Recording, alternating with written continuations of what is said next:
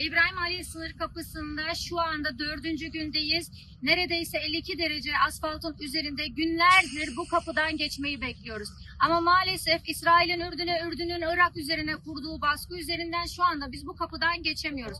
Arkadaşlarımız dün en son yapılan toplantı sonrası maalesef tekrar geçiş izni verilmediğini öğrendik ve arkadaşlarımızın bir kısmı burada açlık grevine başlama kararı aldılar. Şu anda kardeşlerimiz açlık grevlerini başlatacaklar. Biz öncelikle kardeşlerimizden sözlerini alacağız ve neden bu greve başladıklarını onlardan dinleyeceğiz. Fatmacığım, senden dinlemek istiyoruz.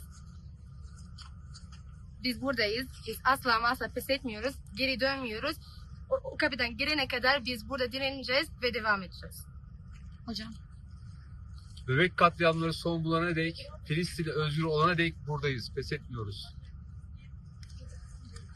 سنكسر الحصار عن غزة وعن كل فلسطين اليوم أو غدا سواء كان ذلك برا أو بحرا قادمون يا إخواننا انتظرونا إن شاء الله.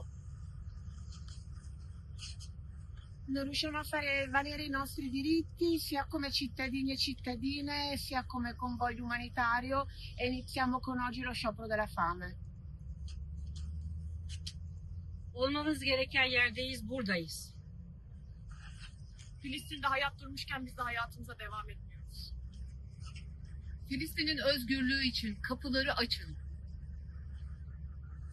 Hasbinallahu ve ni'mel vekil. Bu yolun sonunda ya vuslat var ya zafer. Gazze 3 yıldır aç. Biz burada aç kalmışız, çok mu? باش نواصلوا حتى نكسر الحصار على غزة. جو هذا ما يعني حتى لحق إخواننا في غزة زاد جيعانين.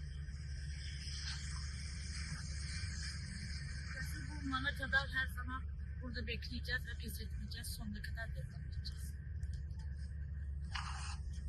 أطفال غزة في القلب لن ننساكم سنفعل ما نستطيع حتى نأتي إليكم أنتم دائما في القلب. Evet, şu anda arkadaşlarımızı dinlediniz. Bu konuda kararlılar. Tabii sağlık görevlilerimiz de başlarında bekliyor. Gerekli kontrolleri sağlandı ve adım adım takip edilecekler. Bu sıcaklıkta bu kardeşlerimiz ne kadar dayanabilir bilemiyorum ama artık birilerinin bu sesi duyması gerekiyor. Şu kapıdan önümüzdeki bütün ticari araçlar geçerken biz sadece insani yardım ve tamamen şiddetsiz bir eylemle sadece Irak'tan geçmek, Ürdün'e ulaşmak, oradan Batı Şeria'ya gidip oradan sesimizi duyurmak istiyoruz.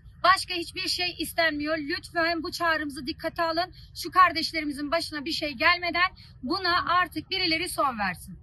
Kaç kişi açık greve girdi? Şu anda 11 kişiyle başladık ama akın geliyorlar. Bizim kardeşlerimiz biz de varız. Biz de açlık grevine başlıyoruz diyorlar. Dolayısıyla sayı artacaktır, emin olun.